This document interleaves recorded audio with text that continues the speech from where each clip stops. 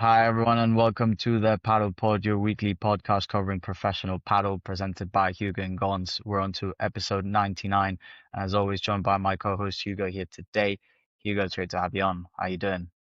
I'm very well, thanks, Gons. How good does 99 sound, right? I mean, not as good as 100, obviously, but yeah, what a journey. What a journey, and very excited for the big 100, which, Gons, I don't know whether you want to share a very quick, well, a little bit of a tease into what that episode or one of the very soon episodes could be. Yeah, so obviously we're very excited, to be going on 100 and, hopefully more episodes. So we are going to do something special. It's going to be something that we haven't done before. It's going to be something that, we've seen in comments here and there that are kind of you guys, our listeners, kind of want us to do. But I'm going to leave it just there. What I will say is it might not be exactly episode 100. It might be 101, it might be 102, but there is a special episode coming, and it's something that we haven't done before, but something that we're very excited to share as well. So we do hope that everyone enjoys it, and yeah, we'll leave it there for a big surprise to come. Yeah, and all I'll say is don't be too mean.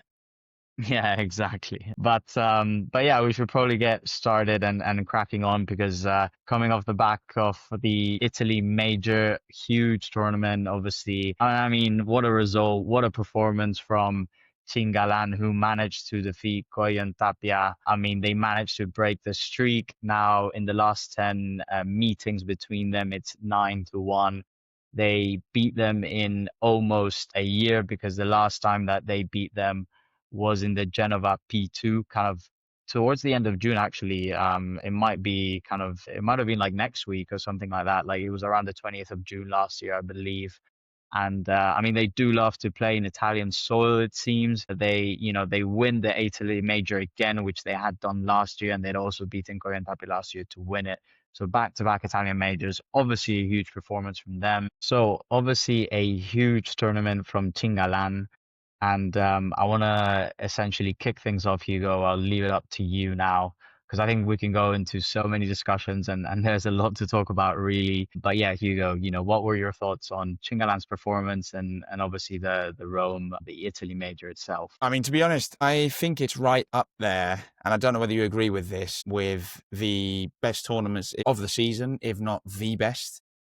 Yeah, 100%. Because, I mean, obviously we managed to finally see the Lebron Galan encounter in the semifinals, which, to be honest, given Coello and Tapia's domination so far, and well, just given the current scenario of the rankings, it just felt like, or for me, it's like the highlight and the best match you can currently watch. This may have changed now after this week in Rome, but it's kind of the match that I'm most excited to watch, also because of the beef between Lebron and Galan.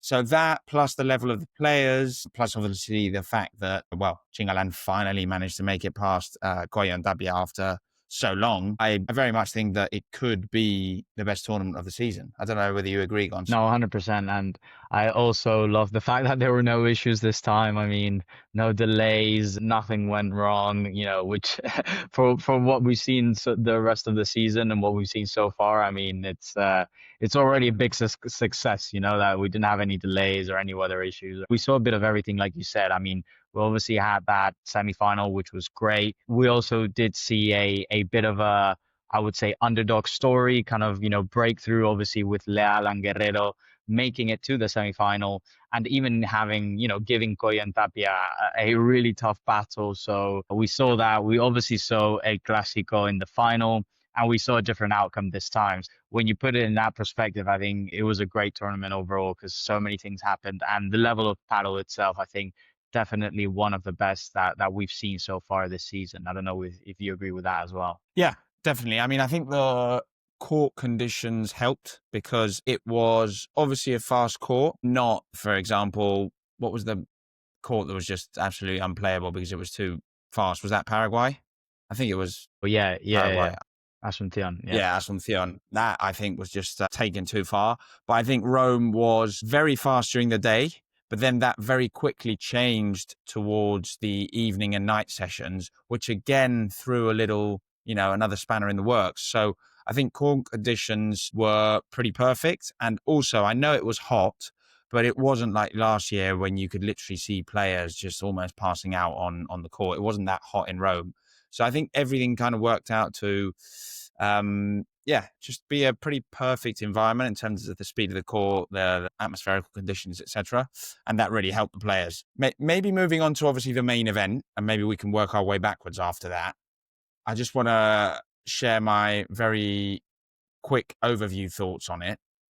Obviously, as you said, Chingalan won in 2 sets, which I think itself is a big surprise. I mean, I'm sure some of us could have expected that a 3-set encounter was due to happen soon and that maybe Chingalan could edge that. But 2 sets, I mean, I think that shows domination, even though it was just a break in each set. But and as I shared with you offline yesterday, I just felt like it was a replay of last season's encounters between Coello and Tapia and Chingalan when Chingalan were basically in their prime.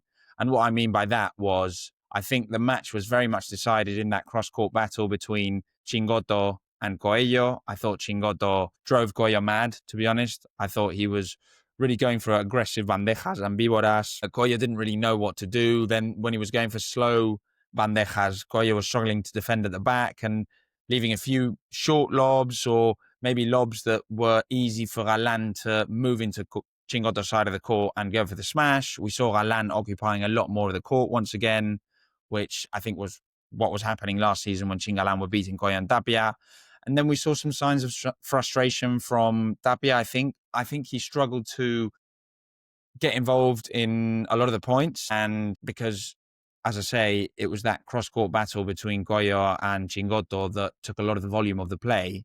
And I think Galan's quite comfortable to let Chingotto cook, as per se, and generate the advantage for him to then come in and win the point. And obviously he was absolutely sensational for his smashing. I think in terms of percentage-wise, it's probably the best smashing performance I've seen all season from Galan. But Tapia, I think, struggles a little bit more with that in terms of having to force himself into the point. And also, we didn't really see him that confident with his smash. I mean, he really didn't go for that many smashes. I don't know why that was. So, yeah, I just felt like it was almost like a replay of the final a year ago in Rome and those finals where Chingalan beat Coello and Tapia towards, I'd say, the middle of the last season. Yeah, I mean, let me just start off by giving huge congratulations to Chingalan. I think they deserve this. And I think both of us have been kind of critical of them and their potential as a pair. And I think personally didn't think that, up until the summer that they were going to last or that they were frankly going to be Coello and Tapia. I'm very glad and happy here to eat my words because they've clearly proved me wrong. And I think the level that they showed in the final was absolutely sensational. I mean, they definitely won the match. They were, I think, on top of them. And you felt like Chingalan had control throughout the whole match, really. Even after they got broken in that second set, they were able to break back straight away and they seemed really confident.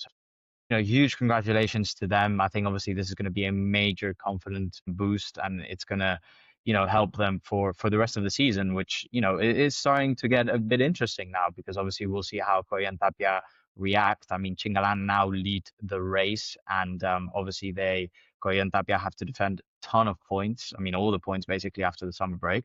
So it's definitely going to be interesting. Last year, obviously, they responded incredibly well. So I wonder if this year, again, they're going to take this loss, very seriously, which I'm sure they will.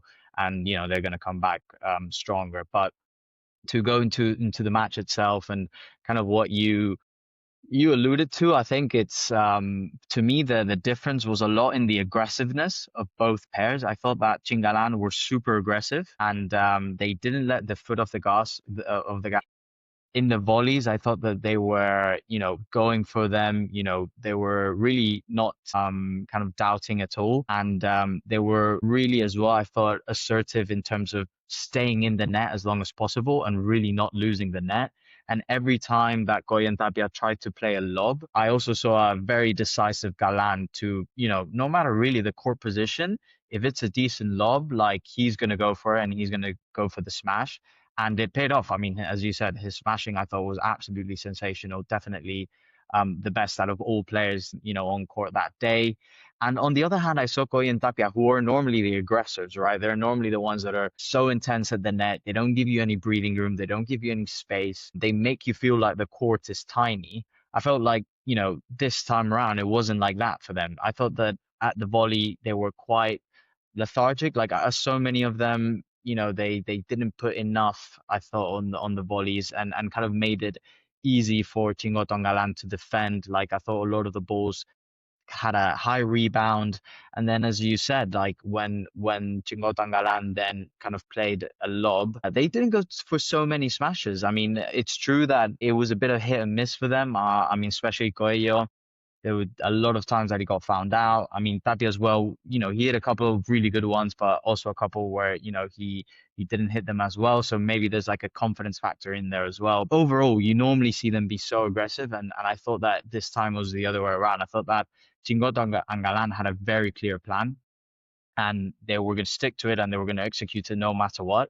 And I almost felt like Goya and Tapia didn't really know what to play. They didn't know, how to kind of hurt Chingotto and Galan. As you said, I thought that the cross-court battle between Coello and Chingotto obviously had a huge influence into the result of the game because, as you said, I thought the playing style was very much Chingotto against Coello, and then when Galan had the chance to cross over and finish the point, he would. We saw again, a Chingotto that barely had any unforced errors, which is, obviously is still incredible to see at this level and against these players. And I liked as well the fact that it seems like Chingotto and Galan are adjusting a bit because if you remember in the last final that they played, which I think it was Brussels, we saw that they were trying to play Tapia a lot more just so he could get involved. So Galan could essentially get a lot more involved in that cross court. So Tapia would play cross court. That didn't necessarily, I mean, if I'm not mistaken, I mean, it helped them a bit, but it didn't, obviously, Coello and Tapia did end up winning. Now it seems like they had gone back to, okay, Chingotto, you play a lot more cross court and this time around, though, Galan, make sure that you actually get involved. Because I think that what we had been missing from them is the fact that Galan, a lot of the times in the matchups where they were losing against Coello and Tapia, he wasn't going a lot to Chingotto's side to take a lot of the volume. And I thought that this time around, I mean, he was, whenever there was like a 50 or even a 60-40 ball, like he would definitely go over to Chingotto's side and take the shot. No, for sure. And obviously, it is fine margins. And I do think that there are a few key moments during the final where it could have very easily gone a different way. I think in the first set, until about the 3-all, Coello and Tapia were winning their serves quite easily, whereas Chingotto and Galan were struggling a little bit more. Then Chingotto and Galan won their serve and were full 3 up. And then straight away they broke. After, I think, a bad game from Coello, I think it was a bad smash, then a bad mistake. And obviously 5-3, they were served for the set and made it 6-3. I think that was a key game. I also think that there was a key game towards the beginning of the second set when Coello and Tapia won their serve. They were 1-love up, and then they had 2 break points to break Chingotto and Galan's serve straight away at the start of that second set. And suddenly Chingalan did really well. They managed to keep their serve. And I also think that there was obviously that game towards the end that was the crucial break, and that meant that Chingalan were 6-5 up and serving for the set. So I do think that Coello and Tapia had their chances. I think that unlike some of the other finals that Coello and Tapia lost last season when we said, well, Coello and Tapia didn't really play that well and it's in their hands. I mean, I do think that Tapia, we've seen him play a lot better. I do think that Coello made a few crucial mistakes, but I think it was more Chingalan performing incredibly well than Coello and Tapia throwing the final away or underperforming a lot. And what was amazing, for me, Chingotto was the MVP because of the volume of play that he had to carry. I know that Galan probably, if you look at his stats, he probably generated, 25, 30 winners and had maybe single-digit unforced errors, maybe early double-digit unforced errors, which probably on paper, you would say Galan was the MVP, but for me, it was Chingotto because he drove Coello mad. He reminisced what happened last season, and I think that's what meant that Tapia was out of the game. He was frustrated. Then he didn't really know how to get involved. And that gave Galan a lot of confidence. Credit for both Chingotto and Galan, but specifically Chingotto for really believing in himself. I think Jorge Martinez did an unbelievable job because, as you said, they tried to change what had been happening and they tried to get Galan more involved in that Brussels encounter. It didn't work. So they said, let's go back to basics. Let's do what worked last season.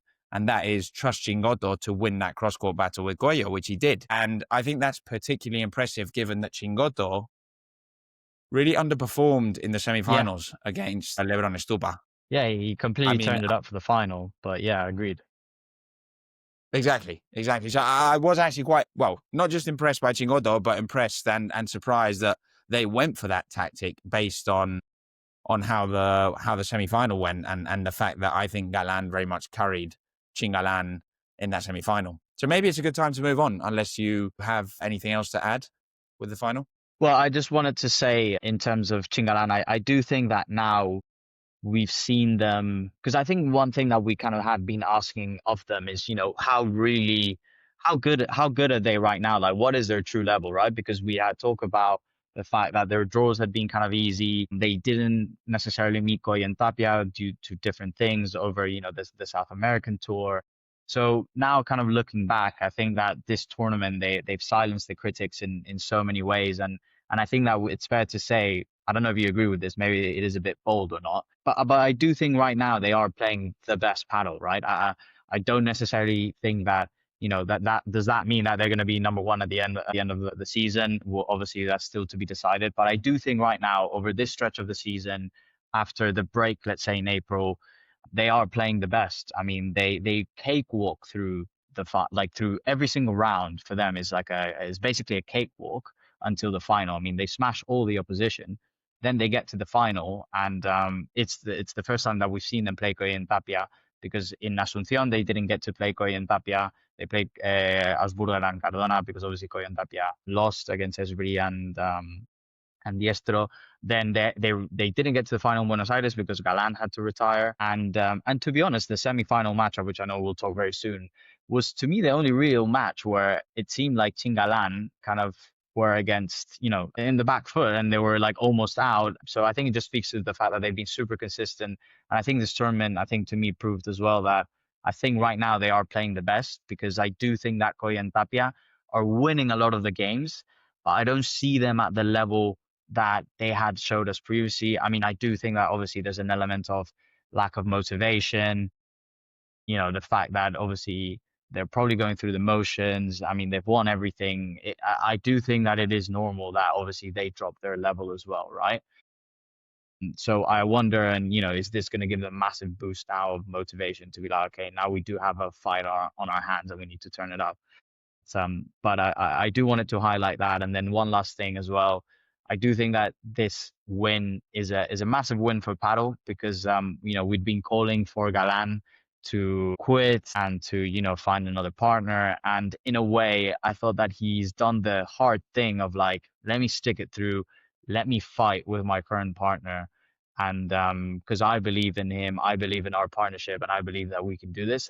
At least so far they've done it, right? So I think it's a massive win, because now obviously we see how partnerships last like basically nothing. So the fact that he's kind of betted for the project, I think it's a good win for Padel in a way. No, for sure. And I think you could see that in their celebrations. They were, firstly, they were so up for it in the final. Yeah. They were shouting, screaming, even more than they normally do, which... Such a change in mentality versus like other finals that we've seen them. Yeah. Yeah, I do think that sometimes they go a little bit over the top with the shouting. I don't know whether you agree. I think sometimes Chingotto they're a bit vocal. Yeah, I mean, I'd maybe get a little bit frustrated if I was the rival, or a little bit, boiled. But I understand that that's part of their game. But for example, Chingotto, when you saw him celebrating with his team, I think there was a lot of kind of frustration and anger, and you reflected that he kind of had that point to prove. So fair play, because they've obviously silenced us, who we have said that we don't really see Chingalan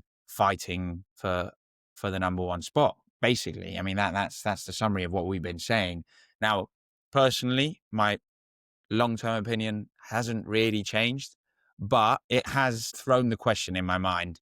And yeah, I mean, just to reiterate, it's amazing how sport is, because that semi-final against Stupa and Lebron, I mean, if Stupa and Lebron had won that tiebreak, we'd be talking about a completely different scenario. And I did want to address that point that you said that Chingalan are probably playing the best paddle. I do have that feeling as well, but I think there's probably a couple of things that come into play. That Coello and Tapia have probably faced tougher draws, being honest. So Chingalan, they have produced a lot of spankings, but I do think that their rivals, based on the conditions, depending on the tournament, etc., have slightly favoured them. And I also just think that there's a part of me that thinks, because Coello and Tapia are so superior, that they almost don't need to play that well. And also their game style is probably not as, I wouldn't say as attractive, but I don't think it's as seamless as Chingotto and Galan's, because Chingotto and Galan, they kind of play more because their points are longer, because obviously Chingotto can't go for smashes everywhere on the court,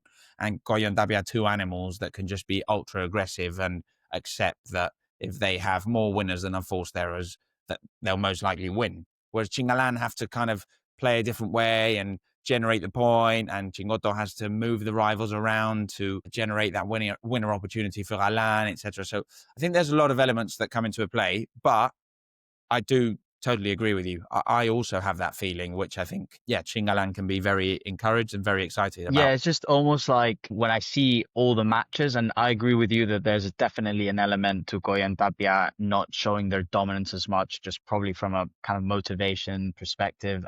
It just feels like we've talked about this in the past, right? Like the comparison between Coello and Tapia and Chingalan with, in the tennis world with Sinner and with Alcaraz. And it probably feels like with Coello and Tapia, you can see them losing a set to kind of a lot of pairs or in a lot of rounds, and they'll end up winning the match. And obviously we did see them lose that kind of early round against Esbjerg and Diestro, which was a bit of a shocker. But it almost feels like, because they're probably not necessarily super up for it. Obviously the opposition, like, they're playing their hearts out. And it definitely feels like there's this extra gear that Coello and Tapia can definitely go into if they need to. And like I said, they obviously still, win pretty much every match.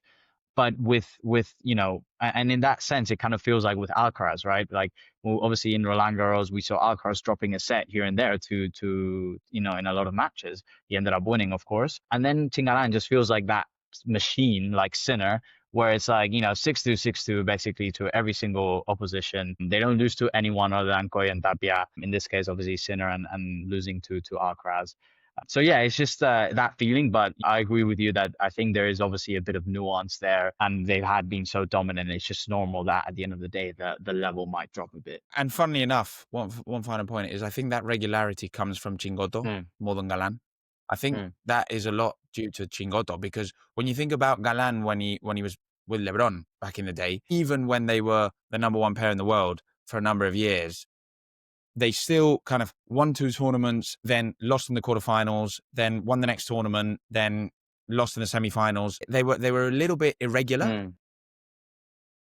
I mean, obviously Galan's probably improved that side of his game, no doubt. I mean, he's in his prime. But I also think a lot of it is Chingotto, because he just performs at his variance is tiny, minimal. I mean, it goes from an 8.5 to a 9.5. That's all it varies. Yeah, but maybe. Yeah, sorry, go ahead.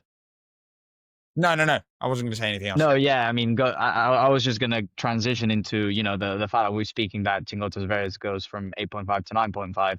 The one time I think that it did go to 8.5 this tournament was in the semifinals against Lebron and Stupa, which, I mean, I thought it was an incredible match. But maybe Hugo, I'll leave it up to you if you want to kick things off there. No, I totally agree. I think he actually dipped further down than an 8.5, really. It's surprising because his first few games, I'd even say half of the first set, he was unbelievable. He was even smashing, he was winning the points, and then suddenly I think he lost the confidence with he made a lot of mistakes returning serves on his backhand. And then it kind of just suddenly went tits up, excuse my language. Yeah, I mean, I think looking at that semi-final, there's probably a way to look at it and say that it was Stupa playing in his prime for a set and three quarters. And honestly, he was just going for every single shot as a winner. Smashes, volleys. He was just being ultra, ultra aggressive. I mean, Lebron was as well, but I think he was he wasn't playing as well as Stupa was. I mean, I think Stupa was literally a 10 out of 10 until probably about that tiebreak in the second set. And then suddenly it just completely flipped. So I think Stupa and Lebron were playing right at their limit, going for winners, taking risks, etc. And it was paying off right until that tiebreak, where I think Chingalan showed their mentality, showed the fact that they're definitely stronger in terms of their ability to overcome tough situations. And we've actually said this a lot offline, you and I, Gons. I think when we think about the big three pairs, I think ability-wise, they're very similar. But I think the mental element is what's currently letting Stupa and Lebron down. Lebron has obviously struggled with that side of his game a number of years now, probably since his injury. And I think Stupa, since the return of his recent injury, has had a similar thing. But yeah, Gons, I don't know whether you want to kind of develop a little bit more on any points that you want to highlight. Yeah, so I think for me the main highlight of this match, I mean, definitely one is the mental side. When Lebron and Stupa were kind of dominating the game, Chingotto and Galan, they didn't give up and they stayed close enough to at least, fight for the second set. And then obviously in the third set, they had the momentum. And on the flip side, Lebron and Stupa on the third set, they just, capitulated. So it's almost like when Lebron and Stupa had their chance. They were dominating. I feel obviously the conditions, were favorable for them because they can both smash and they can both be super aggressive. They didn't take the opportunity to do so. They weren't probably aggressive enough to build a really comfortable lead. I mean, they had their chance in the second set. They could have broken straight in the first game. They had 15-40 to break Chingalan. But to me, that's the key about Chingalan, like the resilience that they showed to overcome that when they weren't necessarily playing their best, but they were still good enough and hanging on enough that, if there's like a swing in momentum, if there's a change, then we can capitalize and take over. And I feel like that's one of the main differences that I saw there. I think Stupa and Lebron are probably still not ready because when things don't go well, I don't feel like they have that edge to just like stick it out until they can turn things around or there's like a moment or point that might change like momentum. And to me, a huge factor of the I would say the change in momentum were the conditions, because this was one of those matches that kind of started in the early afternoon, but then as kind of the time went on and it got to kind of late afternoon, conditions changed massively. I mean, in the first like set and a half, you saw, as you said, Stupa basically smash absolutely anything that was a lob, they would smash. They were super aggressive on the volley, and whenever Chingotto and Galan played a lob, I mean, it was a point for Lebron and Stupa. So I thought that then in the second set started to change as the conditions, the sun went, it started to get a bit colder, and the smash wasn't working as effectively.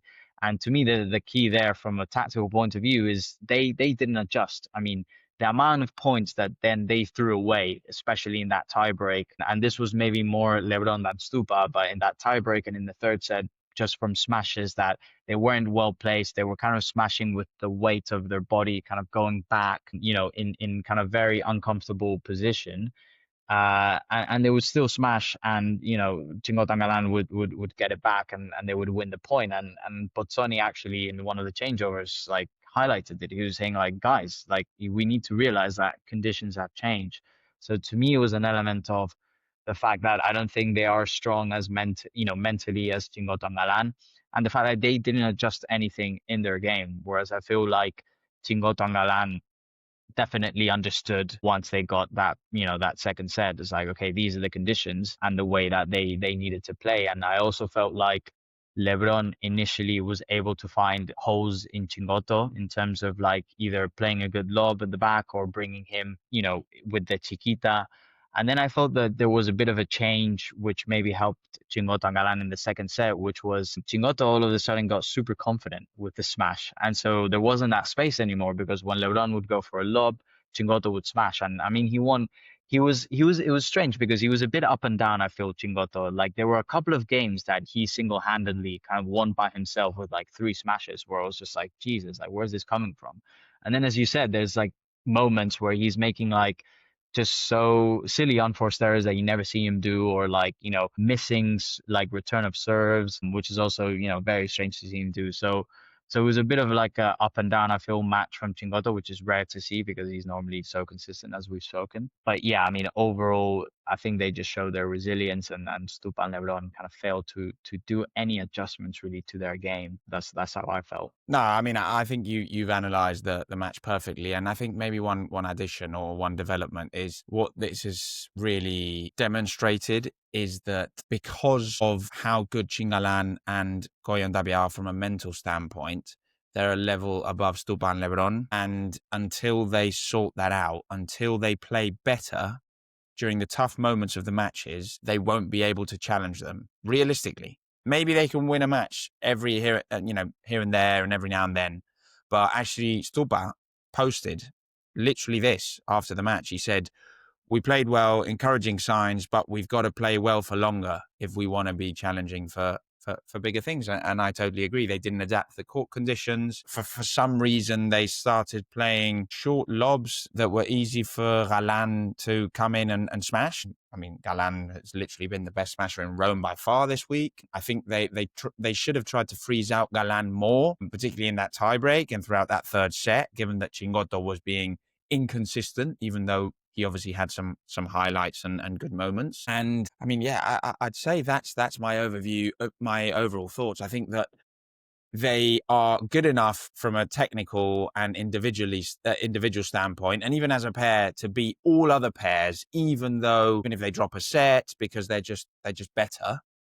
But I think that they need to add that extra level to their game, and I think that level is perform better for a longer period of time, and also during the key points. I mean, the tiebreak was a joke, and also I just thought the third set was a joke as well. Yeah. I mean, you've lost the second set, but you're still in it. I mean, you could have easily gone away with the win if you'd won that tiebreak. You've got to be positive.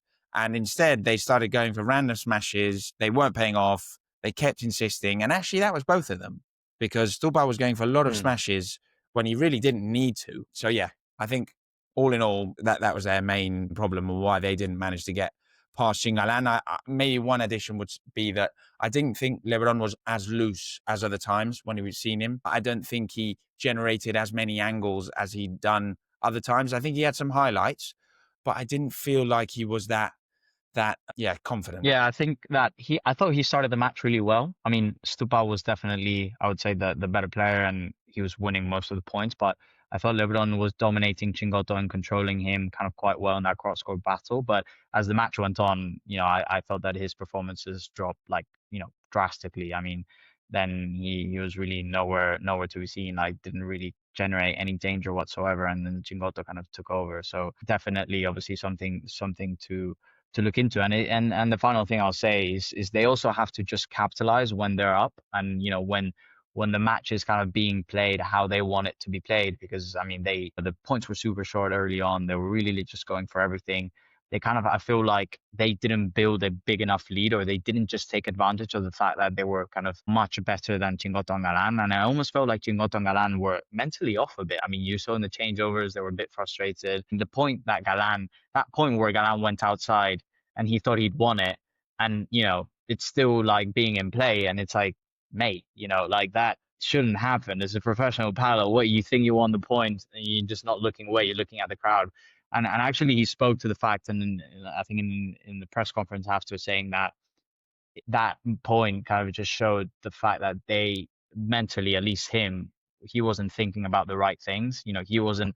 It almost felt like to me like he was saying, like, I was kind of just thinking more about making nice points and highlights and all of this, rather than actually winning the match, if you see what I mean. He didn't have that mentality. So I just feel like when Lebron and Galan and Stupa have that chance, and that momentum's on the side, they need to take up the opportunity, because if not, then at some other point you might drop off, and then happens what happened. For sure. I don't know whether you noticed the kind of handshake at the end between Lebron and Galan. I thought Lebron was It seemed particularly better. nice Yeah.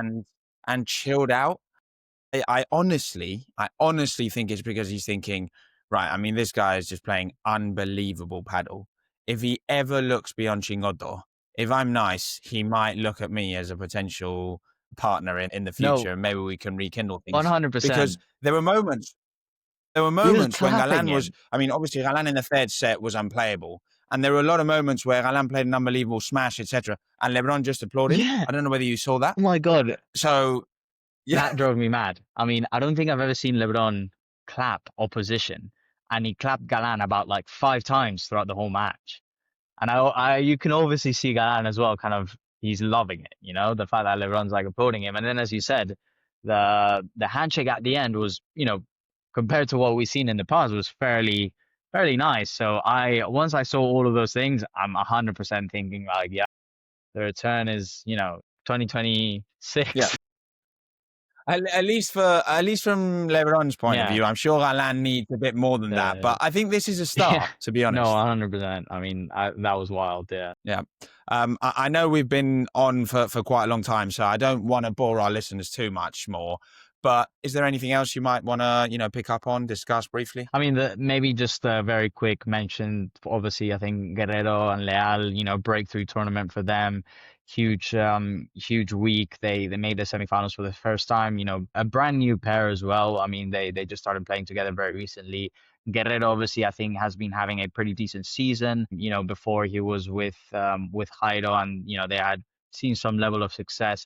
Leal probably not so much. I mean, we know of Leal's potential. I mean, when he's on, he's an unbelievable player. So just great to see him kind of have one of those weeks where, you know, he's almost at an unplayable level. Obviously, I think the problem with him that we've seen in the past is that kind of lack of consistency. So hopefully he's able to find it with a player like Guerrero, because he's a great player to watch. He's a lot of fun. No, for sure. One thing I loved about Guerrero is the variety of his aerial play.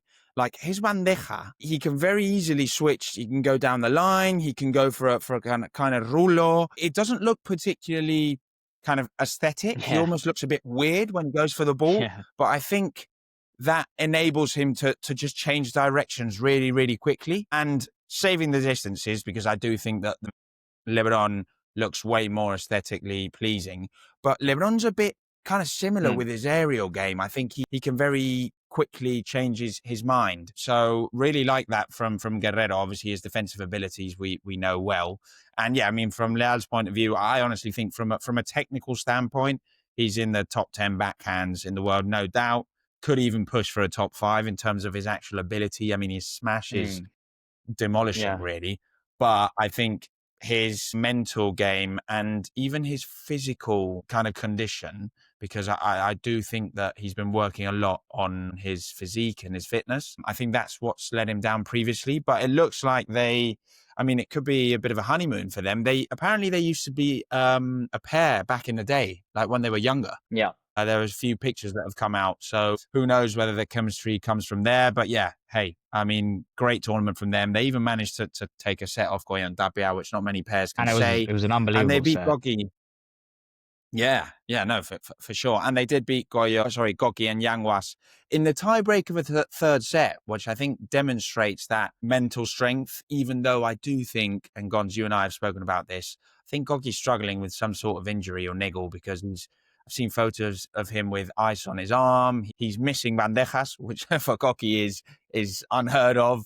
So, yeah, I don't know whether their kind of dip is coming from that. I have a feeling that it is. But hey, I mean, I think a lot of players suffer from injuries and carry injuries. So I don't think it's an excuse. And I do think that Guerrero and Leal deserve to win that match, because they were just better overall, really. Yeah, no, 100%. But that probably brings us to the end of the episode. I mean, it's been a pleasure as always, Hugo, and I do hope that all our listeners enjoyed this episode. I mean, I hope you all enjoyed as well the tournament, and please do leave us with your thoughts and comments, how you guys felt about what we should look for in the rest of the season, because I think it's definitely opened things up. So definitely stay tuned for more, and thank you very much as always. Cheers, guys. Have a great week. Catch you soon.